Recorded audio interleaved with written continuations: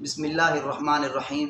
मुहम्मदुर रसूलुल्लाह वल्लज़ीन मअहू अशद्दाउ अलल कुफ़ार रुहमाउ बैनहुम सदक़ल्लाहुल अज़ीम। नाज़रीन, आम तौर पर बाज़ लोगों का एतराज़ होता है कि कुरान मजीद में अल्लाह ताला ने फरमाया है कि सहाबा किराम आपस में रुहमा हैं, यानी आपस में खैरख़्वाह हैं, आपस में हमदर्द हैं। लेकिन दूसरी तरफ हम देखते हैं कि जंग जमल भी लगी है और इसी तरह जंग सिफ़ीन भी वजूद में आई है।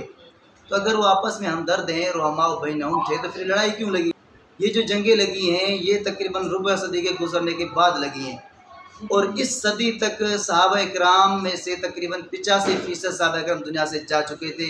सिर्फ 10 या 15% सहाबा किराम बाकी हैं और यहाँ तक बाकी दूसरी नस्ल आ चुकी थी, बाकी लोग मुसलमान होकर आ चुके थे। सहाबा किराम की तादाद 10 या 15% है और फिर उन 10 में से भी जब ये जंगें लगी, आपस में इख्तलाफात हुए हैं, तो सब के सब जंग में शरीक नहीं हुए, बल्कि अल्लामा इब्न हजर अस्क़लानी रहमतुल्लाह अलैह ने अल-इसाबा जिल्द नंबर 2 सफ़ा नंबर 503 पर यह बात जिक्र की है, वकान मिन सहाबती फ़रीक़ुन लम यदख़ुलू फ़िल हर्ब,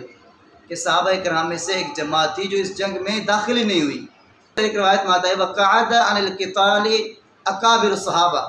कि जो बड़े बड़े सहाबा किराम थे वो जंग से बैठ गए थे, एक तरफ हो गए थे, किसी भी जंग में शरीक नहीं हुए। तो अर्ज़ करने का मकसद ये है कि सहाबा किराम की एक तो 85% 90% जा चुकी थी,